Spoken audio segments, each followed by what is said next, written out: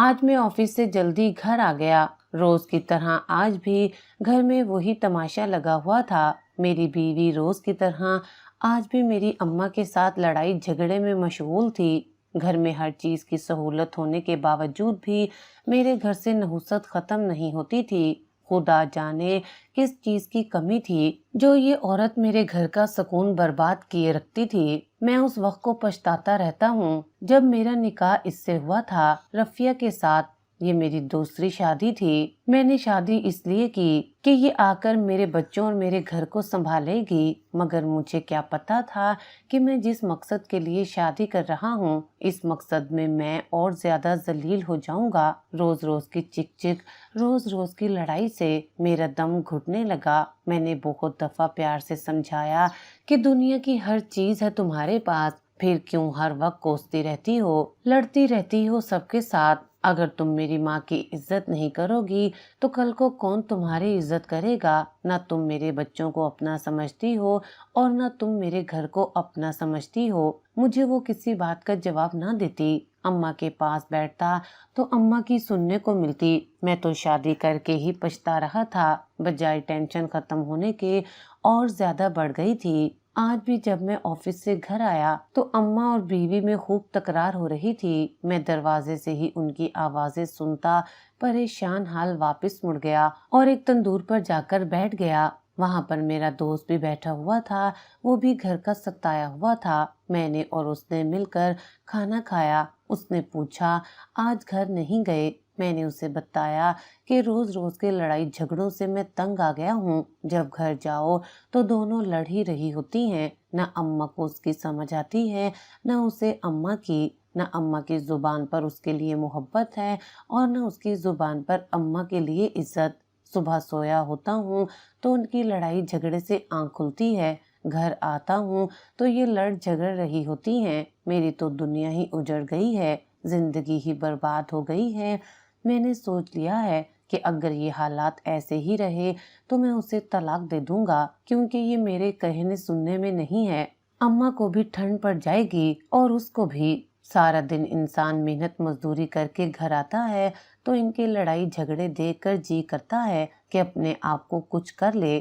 عجیب مشکل میں پڑ گیا ہوں۔ رشتے کروانے والی نے جب یہ رشتہ کروایا تھا تو بڑی تعریفوں کے گن گاتی تھی۔ رفیہ ایسے ہے، رفیہ ویسے ہے، سوائے خوبصورتی کے اس کے پاس اور کچھ نہیں۔ مون نے مجھے تسلی دیتے ہوئے کہا کہ بھائی، ہر گھر کا یہی حال ہے۔ اب میری والی کو ہی دیکھ لو، نہ ساس ہے نہ نند، اکیلی ہے، سارے گھر کی مالک ہے، لیکن اس کے باوجود بھی کھانا میں نے تندور پر ہی آ کر کھانا ہوتا ہے۔ کیا فائدہ ایسی بیوی کا جو ایک وقت کا کھانا اپنے شوہر کو گھر بنا کے نہیں کھلا سکتی؟ بس یار، گھر گھر یہی حال ہے، پریشان مت ہو۔ نہیں یار، میں نے بہت برداشت کر لیا۔ اب میں نے سوچ رکھا ہے کہ اگر رفیہ نے اپنی عادت کو چینج نہ کیا تو میں اسے طلاق دے دوں گا۔ کچھ عرصہ گزرا، ان کے لڑائی جھگڑے تو ختم نہ ہوئے، میری اماں ختم ہو گئیں۔ اماں کی اچانک طبیعت خراب ہوئی تو ڈاکٹر کے پاس لے جانے کی نوبت ہی نہ آئی۔ اماں اس دنیا سے رخصت ہو گئیں۔ ہم لوگ سمجھ رہے تھے کہ اماں کی موت کسی بیماری کی وجہ سے ہوئی ہے، لیکن میں نہیں جانتا تھا کہ جس پر میں نے ماں، بچے اور گھر کی ذمہ داری ڈالی ہے، حقیقت میں وہی میرے گھر کو اندر ہی اندر سے کاٹ رہی تھی۔ اس کی اپنی زبان جتنی لمبی تھی ویسی ہی تربیت یہ میری اولاد کی بھی کر رہی تھی۔ صبح میری آنکھ کھلی تو میں نے رفیہ سے ناشتہ مانگا۔ اس نے مجھے ناشتہ دینے سے صاف انکار کر دیا اور کہہ دیا کہ کھانے کے لیے گھر میں کچھ بھی نہیں ہے۔ جب میں نے پوچھا کہ ابھی تو راشن سارا ڈال کر دیا ہے، کہاں گیا وہ راشن، تو وہ کہنے لگی کہ تمہاری ماں قبر میں لے گئی ہے۔ بہت زیادہ بدزبان عورت تھی، میں ہمیشہ سے اس کی بدزبانی کو برداشت کر رہا تھا۔ اس نے میری ماں کے ساتھ اچھا سلوک نہ کیا، وہ بھی اس دنیا سے چلی گئی۔ اب یہ میرے ساتھ، میرے بچوں کے ساتھ ایسا سلوک کر رہی تھی کہ میں نے فیصلہ کر لیا کہ اب میں اسے اپنے ساتھ نہیں رکھوں گا۔ پھر ایک دن وہ ہوا جس کا مجھے ڈر تھا۔ मैं एक सरकारी मुलाजिम था। मेरी शादी एक बड़े घराने में हुई। मेरी बीवी बहुत खूबसूरत थी। हम दोनों हंसी खुशी जिंदगी गुजारने लगे। शादी के तकरीबन एक साल बाद मुझे अल्लाह ताला ने एक चांद सा बेटा अता किया। हम दोनों बहुत खुश हुए। अल्लाह ताला ने औलाद की नेमत से हमें नवाजा था। हमने उस बच्चे का नाम जुनैद रखा। जुनैद बहुत ही प्यारा बच्चा था। मेरी बीवी, जो कि घरेलू खातून थी, वो बच्चे की तरबियत बहुत अच्छी कर रही थी। मैं भी उसकी तरबियत को देखकर बहुत राजी था। शादी के तीसरे साल में अल्लाह ताला ने मुझे एक और बेटा अता किया, जिसका नाम हमने काशिफ रखा। काशिफ भी देखने में बहुत ही प्यारा था। हमने दोनों को एक जैसा प्यार किया और दोनों के लिए बहुत प्यारे प्यारे खिलौने लेकर आए। बड़ा बेटा जुनैद, वो चलने लगा था। काशिफ के एक साल बाद ही हमें एक बेटी पैदा हुई, जिसका नाम हम लोगों ने नौरीन रखा। नौरीन भी बहुत ही प्यारी थी। अब हम 3 बच्चों के माँ बाप हो गए थे। जिम्मेदारियां बढ़ गई थी। मेरे वालिद और वालदा मेरे साथ रहते थे। मेरी बीवी को मेरी वालदा से कुछ शिकायतें होने लगी। हालांकि मेरी वालदा बहुत ही धीमे मिजाज की ठंडी खातून थी। उन्होंने कभी मेरी बीवी आलिया को कुछ नहीं कहा था। वो कब सोती कब जागती, उन्हें आलिया से कोई गर्ज नहीं थी, क्योंकि उन्हें अपने कामों के लिए काम वाली मुयस्सर थी। शादी को 5 साल गुजरे। अल्लाह पाक ने मुझे एक और बेटा अता किया और छठे साल में चौथा बेटा। हमारी फैमिली अब बड़ी हो गई थी। शादी को 9 साल गुजरे तो अल्लाह पाक ने मुझे 2 बेटियों से नवाजा। मैं अब 7 बच्चों का बाप था। आहिस्ता आहिस्ता बच्चे बड़े होने लगे। मेरे बड़े 3 बच्चे स्कूल जाने लगे। मेरी बीवी आलिया उन्हें स्कूल छोड़ने भी जाती और लेने भी। वो जब स्कूल छोड़ने जाती तो काफी टाइम लगा कर आती। मेरी वालदा ने मुझे बताया कि बहू जब बच्चों को छोड़ने जाती है तो बहुत टाइम लगा कर आती है। मैंने कहा, अम्मा, कोई जानने वाला मिल जाता होगा, इस वजह से देर हो जाती होगी। सब कामों के लिए काम वाली थी। इसके बावजूद भी अम्मा की शिकायतें आलिया को लेकर मेरे साथ बढ़ती ही जा रही थी। आलिया बहुत नेक और अच्छे दिल की मालिक थी। वो हमेशा अम्मा की खिदमत में लगी रहती थी। न जाने क्या बात थी कि अम्मा आलिया को पसंद नहीं करती थी। इतने शौक और मोहब्बत से शादी की। अपनी बहू अपनी पसंद की लेकर आई और अब जब वो मेरे बच्चों की माँ बन चुकी थी, अम्मा को तरह तरह की शिकायत होने लगी। मैं दफ्तर से थका हारा आता था और घर आकर अम्मा की ढेरों ढेर शिकायतें सुनता। फिर मैं आलिया से कोई बात ना करता, क्योंकि मैं जानता था कि अम्मा की शिकायत ऐसी हैं जो हल की जा सकती हैं। मैं आलिया को बातों बातों में समझा देता और वो इस बात पर मुझे कहती कि ठीक है, कि जैसे आप कहेंगे वैसा ही होगा। उसने कभी मेरे साथ कोई जिद नहीं की थी। 7 बच्चों को संभालना कौन सा आसान काम था। बच्चों को स्कूल भेजना, तैयार करना, खाना शाना, हर काम आलिया खुद करती थी। एक दिन मैंने आलिया को कहा कि तुम अम्मा के पास जाकर बैठो। अम्मा के पास बैठकर मैंने आलिया को और अम्मा को एक दूसरे के साथ अपने सारे गिले शिकवे दूर करने का एक मौका दिया।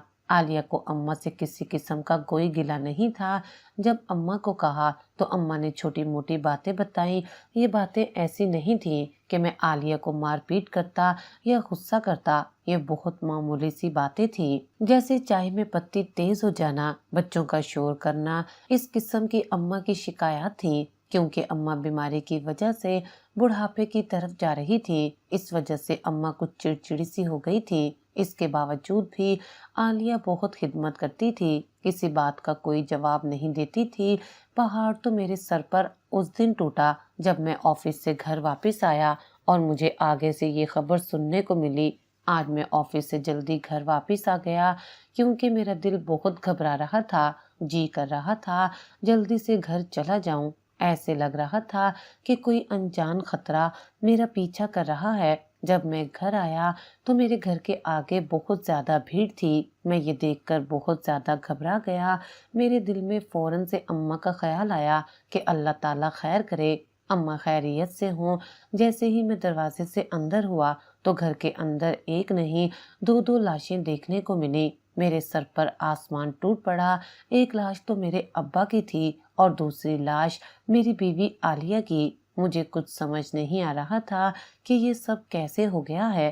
پھر معلوم ہوا کہ عالیہ بچوں کے اسکول کے لیے کچھ سامان ابا کے ساتھ موٹر سائیکل پر لینے گئی تھی کہ کسی بس والے نے موٹر سائیکل ٹھوک دی۔ ابا کی تو موقع پر ہی ڈیتھ ہو گئی اور عالیہ آدھے گھنٹے بعد اپنے خالق حقیقی سے جا ملی۔ مجھے کسی نے بھی دفتر میں فون نہ کیا، میری تو جیسے دنیا ہی اجڑ گئی۔ مجھے رہ رہ کر خیال آتا کہ میں اب کیا کروں گا۔ بچوں کو روتا دیکھ کر میری جان جاتی۔ میری ماں کے سہاگ کے ساتھ ساتھ میرا گھر بھی اجڑ گیا۔ مجھے یہ غم اندر ہی اندر کھائے جانے لگا۔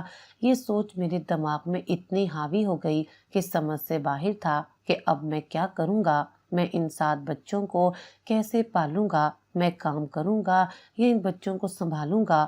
اماں تو اس قابل نہیں تھی کہ ان بچوں کو سنبھال سکتی۔ میں بہت پریشان ہو گیا۔ میں اکثر بیٹھا اکیلا سوچتا کہ عالیہ تم میرے ساتھ وفا نہیں کر کے گئی، بیچ راستے میں میرا ساتھ چھوڑ گئی۔ میں اکثر عالیہ کو یاد کر کے روتا اور اپنے رب سے دعا کرتا کہ یہ غموں کا پہاڑ میرے اوپر کیوں توڑا ہے۔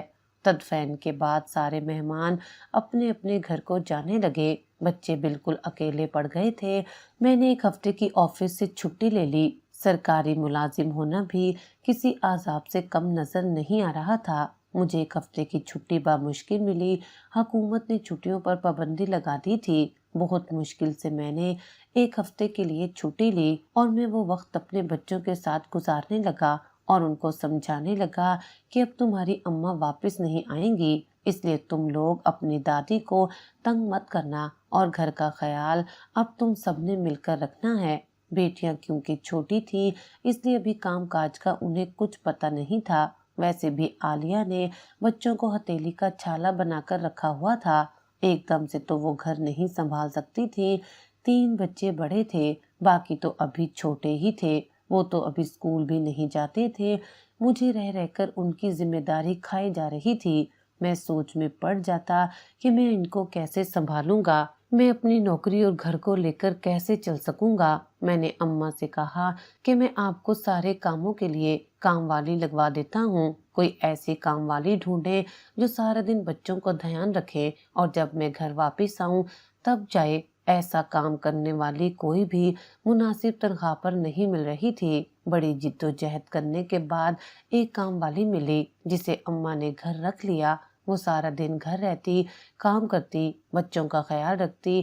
اماں اس سے بہت راضی تھیں۔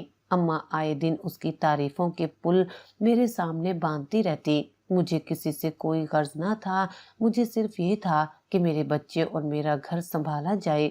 اب اماں کی شکایت بھی ختم ہو گئی تھی۔ ایسا لگتا تھا کہ ساری شکایتیں اماں کو عالیہ کے ساتھ ہی تھیں۔ میں اکثر عالیہ کو یاد کرتا اور روتا اور اکثر تنہائی میں اس کے ساتھ باتیں کرتا ہوں۔ مجھے بیچ سفر میں تنہا چھوڑ گئی تھی۔ مجھے یہ درد اندر ہی اندر کھائے جا رہا تھا۔ کیا کرتا، جینا تو تھا نا۔ اس دوران میری نوکری کی ٹرانسفر کسی اور شہر میں کر رہے تھے۔ مجھے بچوں کو چھوڑ کر دوسرے شہروں میں جانا پڑتا۔ جب میں کام کے سلسلے میں کسی دوسرے شہر جاتا تو میں اس کام والی کو اماں اور بچوں کے ساتھ چھوڑ کر جاتا اور کہتا کہ جب تک میں واپس نہ آ جاؤں دن رات انہی کے پاس رہنا۔ وہ کوئی بیوہ تھی اس لیے وہ میرے گھر میں سکون سے رہ لیتی تھی۔ اس کو کسی قسم کا کوئی مسئلہ نہ تھا۔ اس کے آگے پیچھے کوئی نہ تھا جو اس کو پوچھتا یا جس کی وجہ سے اس کو گھر جانا پڑتا۔ اس نے بتایا تھا کہ اس کے پہلے شوہر میں سے ایک بیٹی ہے لیکن وہ اس کے ددیال والوں نے اس سے چھین لی تھی۔ اب یہ اکیلی تھی، اس کا آگے پیچھے کوئی نہ تھا۔ میں نے خدا ترسی کھا کر اسے کام پر بھی رکھا اور اپنے گھر کی ساری بھاگ دوڑ اس کے ہاتھ میں تھما دی۔ اس نے بہت اچھی طرح سے اپنے کام کو سر انجام دیا۔ میں شہر سے باہر گیا ہوا تھا۔ 1 مہینے بعد میں واپس آیا تو مجھے اماں کہنے لگی، اسلم مجھے تجھ سے بہت ضروری بات کرنی ہے۔ میں نے اماں سے کہا، خیریت، حکم کریں، کیا بات کرنی ہے؟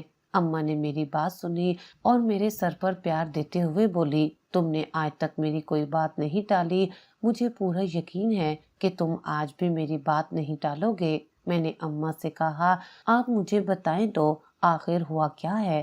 اماں نے مجھ سے کہا کہ تم دوسری شادی کر لو۔ میرے پاؤں تلے سے جیسے زمین ہی نکل گئی۔ میں نے کبھی تصور ہی نہیں کیا تھا عالیہ کے بغیر جینے کا، مگر جینا پڑ رہا تھا اور دوسری شادی کا تو سوال ہی پیدا نہیں ہوتا تھا۔ میں عالیہ کی جگہ کبھی بھی کسی کو نہیں دے پاتا۔ میں نے اماں سے کہا کہ آپ کے دل میں یہ خیال کیسے آیا؟ اماں نے کہا بس تم شادی کے لیے ہاں کر دو، میں چاہتی ہوں کہ جیتے جی تمہارا گھر آباد دیکھوں۔ میں نے اماں سے کہا کہ اب میری کون سی عمر رہ گئی ہے شادی کرنے کی، بس بچے جوان ہو رہے ہیں، یہی پل جائیں اچھے طریقے سے تو میں سرخ روح سمجھوں گا خود کو۔ اماں کہنے لگی آج میں زندہ ہوں تو گھر میں موجود ہوتی ہوں اور بچوں کو دیکھ لیتی ہوں، کل خدا نہ خواستہ میری آنکھ بند ہو گئی تو تم تو اپنے کام کے سلسلے میں شہر شہر مارے مارے پھرو گے تو پھر پیچھے سے بچوں کا کون سہارا ہوگا؟ اس لیے بہتر ہے کہ میرا کہا مانو اور شادی کر لو۔ میں نے اماں کو صاف انکار کر دیا۔ میں نے کہا کہ میں شادی بالکل نہیں کروں گا، بس میں نے ایک دفعہ ہی شادی کرنی تھی، جو کر لی۔ عالیہ کی جگہ میں کسی کو نہیں دے سکتا۔ اماں نے مجھے بہت سمجھایا کہ عالیہ نے اب واپس نہیں آ جانا، عالیہ اس دنیا سے جا چکی ہے، اب زندہ تم اور تمہارے بچے ہیں، اپنا اور اپنے بچوں کا سوچو۔ وہ جانے والی جتنا اللہ سے اپنا وعدہ کر کے آئی تھی وہ نبھا کر چلی گئی ہے، اس کے لیے باقیوں کو سزا مت دو، بچیاں بھی چھوٹی ہیں، کل کو یہ جوان ہوں گی، تم کام پہ ہوگے، ان کو کون دیکھے گا؟ اماں کی ایسی باتوں نے میرے دل پر اثر کرنا شروع کر دیا۔ پہلے تو میں یہ نہ کرتا، لیکن آہستہ آہستہ میں نے یہ سوچنا شروع کر دیا کہ کہہ تو اماں ٹھیک ہی رہی ہیں، پتہ نہیں اماں کی زندگی کتنی ہے کتنی نہیں، کب تک میں اماں کے سہارے اولاد کو اور گھر کو چھوڑے رکھوں گا۔ اماں کے بہت دفعہ پوچھنے کے بعد میں نے آخر کار اماں کو ہاں کر دی اور کہا کہ ٹھیک ہے، آپ دیکھ لیں، اگر کوئی مناسب رشتہ ملتا ہے تو آپ میرا نکاح کر دیں۔ اماں بہت زیادہ خوش ہوئی، میرا ماتھا چوما اور کہنے لگی مناسب رشتہ ملتا کہاں کا کیا مطلب ہے؟ مناسب رشتہ تو گھر میں ہی ہے۔ میں آپ کی بات نہیں سمجھا اماں۔ میں نے اماں سے کہا۔ اماں کہنے لگی میں رفیہ کی بات کر رہی ہوں۔ میرا رنگ اڑ گیا۔ میں نے کہا اماں آپ ہوش میں تو ہیں، وہ ایک کام کرنے والی ہے اور آپ اس کو میری بیوی بنانا چاہتی ہیں۔ اماں نے کہا تو کیا ہوا، کام کرنے والی ہے، تم اسے اجرت دیتے ہو، تمہارا سارا گھر سنبھال رہی ہے، ایک بیوی کی طرح تمہارے کام کرتی ہے، ماں کی طرح تمہارے بچوں اور تمہارے گھر کو دیکھتی ہے، تو اگر تم اسے اپنے نکاح میں لے لو گے تو وہ اچھی بات نہیں کہ تم جو پیسے دیتے ہو وہ بھی بچ جائیں گے اور تمہارے کام بھی ویسے ہی ہوتے رہیں گے جیسے وہ اب کر رہی ہے۔ میں نے اماں سے صاف انکار کر دیا کہ میں کام کرنے والے کے ساتھ شادی بالکل نہیں کروں گا، پتہ نہیں کس نیچر کی ہے، کیا حساب کتاب ہے اس کا، کہاں سے آئی ہے، کہاں کی رہنے والی ہے، کچھ بھی تو نہیں جانتے ہم اس کے بارے میں۔ اماں نے مجھے کہا کہ ایک رشتے والی اس کا رشتہ ہمارے گھر لے کر آئی تھی، وہ بہت تعریفیں کر رہی تھی۔ اماں نے زبردستی کرنی شروع کر دی اور کہا کہ وہ جو کچھ بھی ہے وہ ہمارے سامنے ہے، سارا دن صبح سے رات تک میرے پاس رہتی ہے، موبائل اس کے پاس نہیں ہے، کوئی اور مسئلہ اس کا نہیں ہے، تو تمہیں اتنی پاک دامن عورت کہاں سے ملے گی، وہ بھی اس دور میں؟ اماں کے بار بار کہنے پر میں نے اس رشتے کے لیے ہاں کر دی۔ اب میری زندگی میں عالیہ کی جگہ رفیہ آ چکی تھی۔ میں نے رفیہ کو پہلی ہی رات سب بات اچھے سے سمجھا دی تھی کہ میں تمہیں عزت کا درجہ دوں گا، مجھے کسی قسم کی شکایت کا موقع مت دینا۔ اس میں کوئی شک نہیں تھا کہ رفیہ نے میرا پورا گھر سنبھالا ہوا تھا اور ہر طرح سے بچوں کے ساتھ اماں کے ساتھ پیار محبت سے پیش آتی تھی، لیکن مجھے کیا پتا تھا کہ رفیہ کسی چال کے تحت میرے گھر میں داخل ہو چکی تھی۔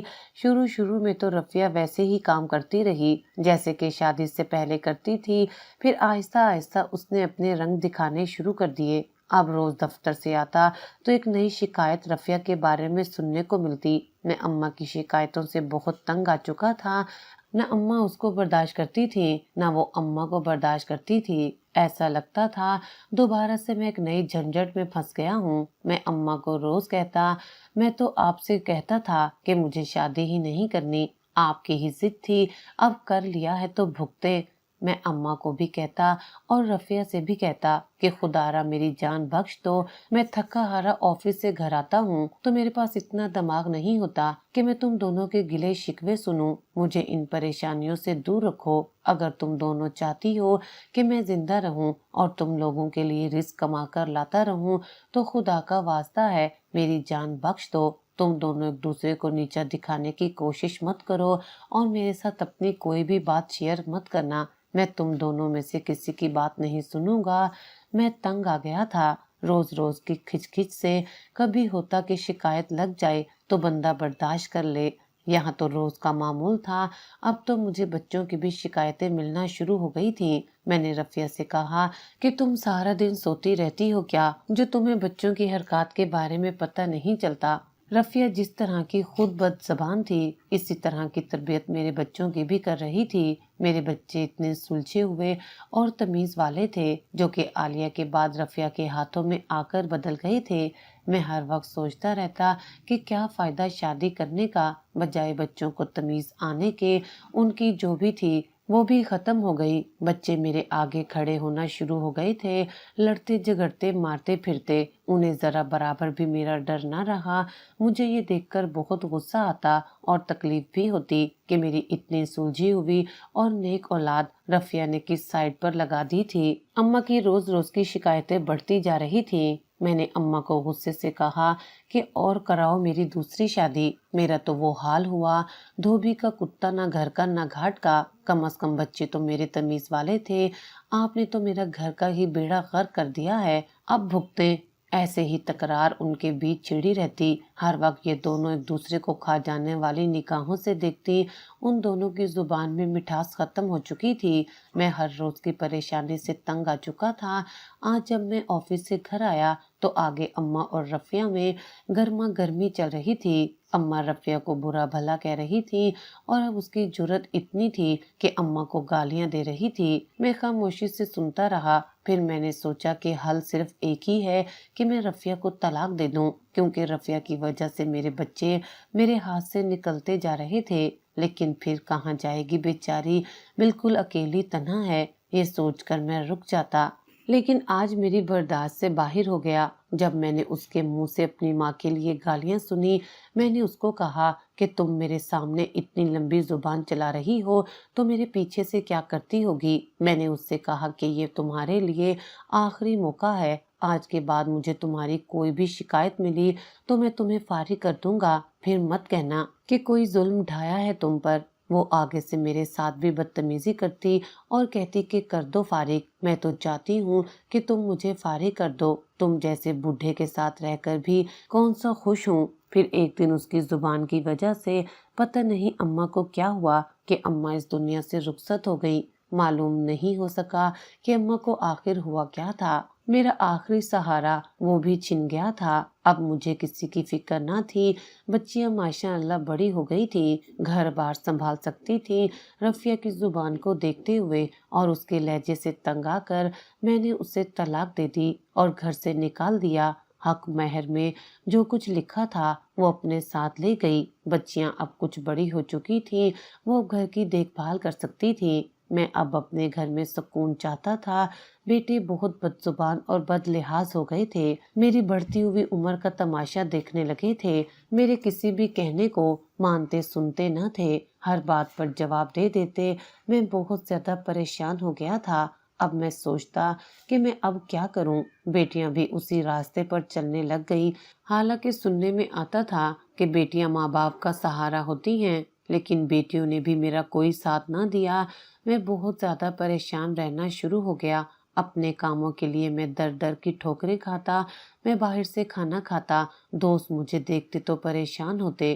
ایک دوست نے مجھے مشورہ دیا کہ تم اپنے لیے کوئی کام والی رکھ لو، کہ نیچے والا پورشن بچوں کو دے دو اور اوپر والے پورشن میں خود شفٹ ہو جاؤ اور اپنے گھر کے لیے کام والی رکھ لو، اپنے کام کے لیے۔ پہلے تو میں نہ مانا، پہلے ہی کام والی کے ہاتھوں ذلیل ہو چکا تھا، لیکن پھر کیا کرتا، مجبوراً مجھے کام والی رکھنے کے بارے میں سوچنا پڑا۔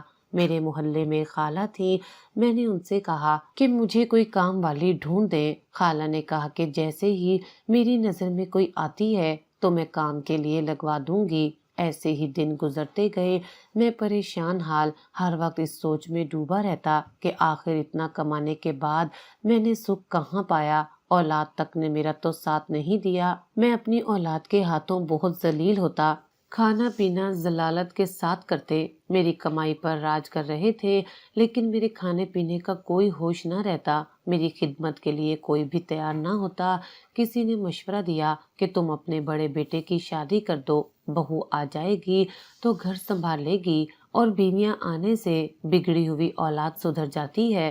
میں نے اپنے بیٹے کا رشتہ دیکھنا شروع کر دیا لیکن میرا بیٹا کسی کو پسند کرتا تھا، اس نے مجھ سے اپنی پسند کا اظہار کیا تو میں نے اسی جگہ اس کا رشتہ طے کر دیا کہ چلو اس کی مان کر چلتا ہوں تو شاید یہ میری بات بھی ماننے لگے۔ میں نے بڑی دھوم دھام سے اپنے بڑے بیٹے کی شادی کی، بہو گھر لے آیا۔ کچھ دن تو ماحول بہت اچھا رہا، میں نے شکر کا کلمہ ادا کیا کہ شکر ہے گھر میں سکون دیکھنے کو ملا۔ بہو نے آتے ہی پورا گھر سنبھال لیا، ایسا لگتا تھا کہ اب زندگی جینے کا مزہ آ رہا ہے۔ کچھ ماہ ہی گزرے تھے کہ بہو نے بھی اپنے رنگ دکھانے شروع کر دیے۔ بہو نے گھر میں طوفان برپا کر دیا کہ مجھے الگ کریں، الگ کرتا بھی تو کس سے؟ بیٹے نے ساتھ مل کر آئے دن لڑائی جھگڑے شروع کر لیے، جوان بہنوں پر ہاتھ اٹھاتا، بیوی کے پیچھے لگ کر پورے گھر میں تماشے لگائے رکھتا۔ میں تو برباد ہو چکا تھا، جی کرتا تھا کہ زمین کھلے اور میں اس کے اندر سما جاؤں۔ اتنی مشکلات، کبھی زندگی میں سکھ کا سانس آنا ہی نہیں تھا۔ میں ہر وقت سوچتا کہ اب نہ جانے کہاں مجھ سے غلطی ہو گئی، ان جیسی اولاد کا سامنا کرنا پڑ رہا ہے۔ اس میں کوئی شک نہیں کہ عالیہ نے اپنے بچوں کی تربیت بہت اچھی کی تھی، یہ سارا بیڑا غرق رفیہ کا کیا ہوا تھا، یہ سب اس کا کیا دھرا تھا۔ نہ جانے کون سا زہر میرے بچوں کے کانوں میں گھول گئی تھی جو آج تک میں برداشت کر رہا ہوں۔ دن بدن معاملات صحیح ہونے کی بجائے مزید بگڑتے گئے۔ میں نے اپنی تینوں بیٹیوں کی شادی کر دی اور انہیں ان کے گھر کا کیا۔ روز روز بھائیوں کے ہاتھوں مار کھانے سے بہتر تھا کہ وہ اپنے گھروں میں آباد رہتی۔ بیٹیوں کی شادی کرنے کے بعد ان کو اس بات کا احساس ہوا کہ ہم جو کچھ کرتی رہی ہیں اپنے باپ کے ساتھ غلط کرتی رہی ہیں۔ ان تینوں نے آ کر مجھ سے معافی مانگ لی۔ تینوں کو اللہ تعالیٰ نے بہت رنگ لگائے، اچھے گھر دیے، اچھے شوہر دیے اور نیک اولاد سے نوازا۔ بڑے بیٹے کو اللہ نے پہلا بیٹا ہی دیا اور میں اکثر کہتا تھا کہ تم میرے ساتھ جیسا سلوک کرتے ہو نا، اللہ تعالیٰ نے تمہیں بیٹا اسی لیے دیا ہے کہ کل کو تم اس کے ہاتھوں ویسے ہی ذلیل ہو جیسے مجھے کرتے ہو۔ اکثر اس بات پر میری اور اس کی لڑائی ہو جاتی۔ حالات بد سے بدتر ہوتے چلے جا رہے تھے، میرے لیے اب یہ سب برداشت کرنا ناممکن تھا۔ میں بھی بڑھاپے کی طرف جانے لگا تھا، اب مجھ سے بھی کام نہیں ہوتا تھا۔ ایک دن گھر میں ڈاکیا آیا اور اس نے کچھ پیپرز دیے۔ پیپرز کھولنے پر مجھے پتا چلا کہ میری ریٹائرمنٹ ہو گئی ہے، اب میری پینشن لگ گئی تھی۔ اب میری اولاد کی نظر میری پینشن پر تھی، پینشن بھی اچھی خاصی لگی تھی، لیکن بات پھر وہی کہ کھانے کے لیے ان کو میں نظر آتا تھا۔ میرے کام تو دور کی بات ہے، میرے لیے عزت کے دو لفظ بھی ان کے منہ سے نہیں نکلتے تھے۔ میں نے بھی ٹھان لی تھی کہ اب 1 روپیہ ان پر خرچ نہیں کروں گا۔ بڑی بھابھی اور دیوروں کی آپس میں بہت بنتی تھی، سب مل کر میری بے بسی کا تماشا دیکھتے تھے، کہہ کے لگا کر ساری رات ہنستے رہتے۔ ایک دن دروازہ کھٹکا، میں نے دروازہ کھولا تو ایک نوجوان لڑکی دروازے پر کھڑی تھی۔ میں نے اس سے پوچھا کہ کس سے ملنا ہے تو اس نے کہا کہ مجھے محلے میں سے کسی نے بھیجا ہے کہ آپ کو کام والی کی ضرورت ہے۔ میں نے اس کی جانچ پڑتال کرنے کے بعد کام کے لیے رکھ لیا اور اس سے کہا کہ تم نے صرف میرے ہی حصے کا کام کرنا ہے، تم نے صرف میرے کام کرنے ہیں، باقی یہ لوگ جانے اور ان کا کام جانے۔ میں نے اس کو اپنے کام کے لیے رکھ لیا۔ اب وہ لڑکی سارا دن میری خدمت کرتی، یہ لڑکی میرا کھانا پکاتی، میرے کپڑے دھوتی، میرے برتن صاف کرتی، میرے گھر کی صفائی کرتی۔ اس لڑکی نے مجھے بہت سکھ دیا تھا۔ میں نے شکر کا سانس لیا کہ اب میں 4 دن زندہ رہ لوں گا، نہیں تو ایسے لگتا تھا کہ ٹینشن لے لے کر میں جلدی ہی مر جاؤں گا۔ پر اس لڑکی نے آ کر مجھے سنبھال لیا تھا۔ یہ سارا دن گھر کا کام کرتی رہتی اور بہو رانی کی باتیں بھی سنتی۔ مجھے اکثر غصہ آتا اور میں اس سے کہتا کہ جواب دے دیا کرو، تم میرے کام کے لیے آتی ہو، ان کے کام کے لیے نہیں جو ان کی 4 باتیں سنو۔ मगर वो खामोश रहती, कभी ना बोलती। फिर आहिस्ता आहिस्ता उसने नीचे का काम भी करना शुरू कर दिया। मेरे मना करने के बावजूद वो मुझसे कहती कि कोई बात नहीं, वो हामला है तो उसका कभी कोई काम कर देती हूँ, तो उसका भी काम कर देती हूँ, वो मुझे पैसे दे देती है। मैं भी खामोश रहता कि चलो नस्ल तो हमारी ही पैदा कर रही है, बदजुबान है, लेकिन चलो इस वक्त उसको ज़रूरत है तो जहाँ साथ दिया जा सकता है वहाँ दे दिया जाए। ये सोचकर मैं खामोश हो जाता। मैं कुछ देर के लिए अपने दोस्तों के पास चला जाता और सामने बाग में बैठकर अपना दिल हल्का कर लेता। कुछ देर उनके साथ टाइम गुजार लेता तो दिल को सुकून मिल जाता और टाइम अच्छा गुजर जाता। मैंने अपने दोस्त को बताया कि मैंने एक लड़की रखी है काम के लिए, बहुत अच्छी है, वो सारा काम कर लेती है, मेरी सारी उलझनें ख़त्म हो गई हैं। अब मुझे अल्लाह का शुक्र है, किसी किस्म की कोई टेंशन या परेशानी नहीं है। मेरा दोस्त भी ये सुनकर बहुत खुश हुआ और कहने लगा, तुमने इतना साथ दिया है सबका, लेकिन तुम्हें कहीं से फैज़ हासिल नहीं हुआ। अब दुआ करता हूँ कि ये लड़की ही तुम्हारे लिए बाइसे सुकून बनी रहे। हम ये बात कर ही रहे थे कि अचानक से मुझे किसी ने आकर कहा कि आपको घर बुला रहे हैं। मैं घर गया तो वो लड़की मेरा इंतज़ार कर रही थी। मैंने उससे पूछा कि खैरियत है, तुमने मुझे क्यों बुलाया है? तो उसने मुझे एक रूह फरसा बात कही। मेरे पाँव तले से ज़मीन निकल गई जब उसने कहा कि आपके घर वाले आपको जहर देने का सोच रहे हैं। मुझसे ये बात बर्दाश्त ना हुई। वजह मालूम करने पर पता चला कि मेरे बेटे मेरी सारी जायदाद पर कब्जा जमाना चाहते हैं और मुझे जहर देकर मुझसे छुटकारा हासिल करना चाहते हैं। मैं बहुत परेशान हुआ। मुझे समझ नहीं आ रहा था कि अब मैं क्या करूं। सब कुछ करके देख लिया था। हर रोज नित नया ड्रामा मेरी जिंदगी में हाइल होता जा रहा था। मुझे अपनी औलाद से ये उम्मीद ना थी।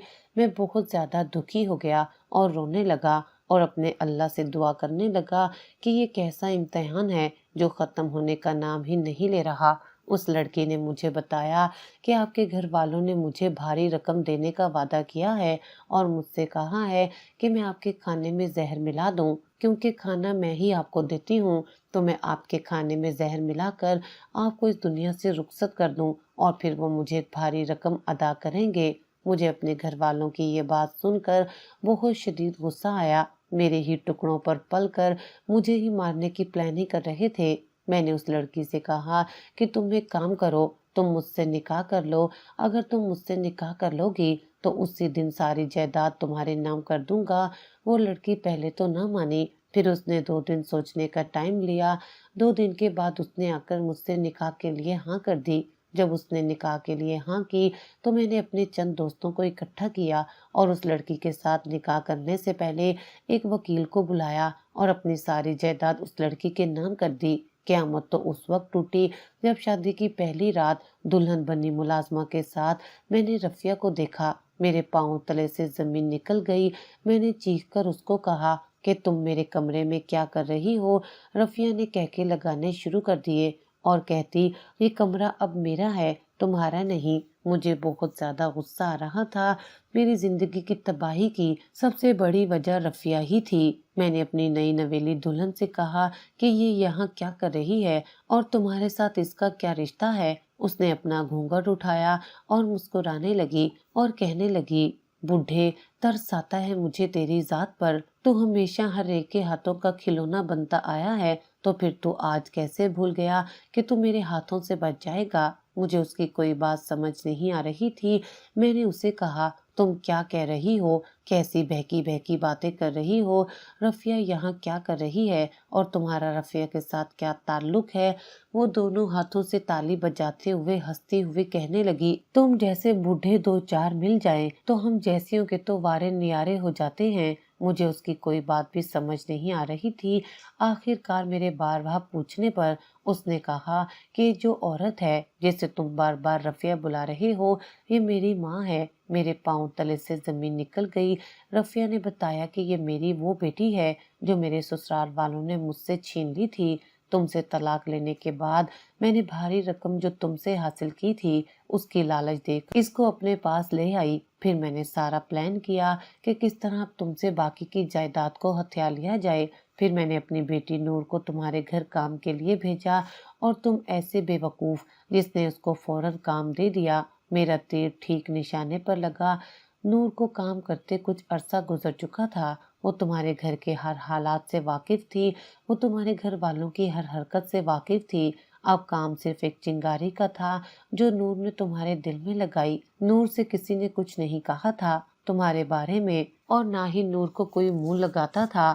نور نے اپنے پاس سے تمہیں کہا کہ تمہارے گھر والے تمہیں زہر دینا چاہتے ہیں، اور یہ تیر ہمارا بالکل نشانے پر لگا۔ تم نے فوراً سے شادی کے لیے ہاں کر دی اور جائیداد نور کے نام لگانے کا فیصلہ کر لیا۔ یہی ہماری پلاننگ تھی۔ اب اس گھر، اس ساری جائیداد پر صرف میرا حق ہے۔ تم اپنا بوریا بستر اٹھاؤ اور یہاں سے نکلتے بنو۔ میں چیختا رہا، چلاتا رہا، لیکن کیا کرتا؟ غلطی تو میری تھی کہ میں نے پھر سے ایک اجنبی پر بھروسہ کر کے اپنا سب کچھ اس کے نام کر دیا۔ میرے ساتھ یہ ایک بار نہیں کتنی دفعہ ہو چکا تھا، لیکن مجھے شاید عقل کبھی نہ آتی۔ آج سمجھ آئی جب میرے ہاتھ میں کچھ بھی نہ بچا۔ رفیہ نے مجھے بچوں سمیت دھکے مار کر گھر سے نکال دیا۔ بچے بھی میرے خلاف ہو گئے کہ ساری جائیداد میں نے ان کے نام کر دی ہے۔ بچوں نے مجھے اپنے ساتھ رکھنے سے انکار کر دیا۔ سارے بچے اپنی اپنی نوکریوں کے حساب سے اپنی اپنی جگہوں پر سیٹ ہو گئے۔ آج میرا حال یہ ہے کہ دھوبی کا کتا نہ گھر کا نہ گھاٹ کا۔ یہ مثال میرے اوپر بالکل سوٹ کرتی ہے۔ میں کسی جگہ کا نہیں رہا۔ میں تندور سے مانگ کر روٹی کھاتا ہوں اور ساری رات سامنے گراؤنڈ میں لاوارسوں کی طرح سویا رہتا ہوں۔ میں اس وقت کو پچھتاتا ہوں کہ جب میں نے رفیہ سے شادی کی تھی۔ میری اتنی نیک اور پاکیزہ بیوی تھی۔ رفیہ جیسی گھٹیا عورت سے شادی کرنے کے بعد میں نے اپنے پاؤں پر خود کلہاڑی ماری تھی۔ اماں کی بات مان کر میں نے نہ صرف اپنے ساتھ بلکہ اپنے بچوں کے ساتھ بھی بہت ظلم کیا۔ آج میں سوچتا ہوں کاش میں نے اماں کی بات ہی نہ مانی ہوتی اور رفیہ سے شادی نہ کی ہوتی تو آج میرے حالات ایسے نہ ہوتے۔ آج میں ان حالات کا سامنا نہیں کر رہا ہوتا۔ 7 بچوں کے ہونے کے باوجود میں تنہا سڑکوں پر زندگی گزارتا رہا تھا کہ ایک دن اچانک میری زندگی میں شاید کوئی ایک خوشی دیکھنا باقی تھی۔ ایک دن اچانک مجھے میری بیٹی نے روڈ پر پڑے دیکھا۔ خدا جانے اس کے دل میں کیسا ترس آیا کہ اس نے مجھے اٹھایا اور اپنے ساتھ اپنے گھر لے آئی۔ اب میں اپنی بیٹی کے ساتھ اس کے گھر میں رہتا ہوں۔ اس نے میری بڑی خدمت کی ہے۔ اللہ تعالیٰ اس کو دنیا کے سارے سکون عطا کرے۔ اللہ میری اس بیٹی کو کروٹ کروٹ خوشیاں نصیب کرے۔ میں ہر وقت اس کے لیے دعا گو رہتا ہوں اور اللہ تعالیٰ کا شکر ادا کرتا ہوں کہ کوئی نہ سہی کسی ایک کو تو میری تکلیف کا احساس ہو، پر اپنے کیے پر آج بھی میں شرمندہ ہوں۔ میرے غلط فیصلوں کی وجہ سے میرا سب کچھ برباد ہوا۔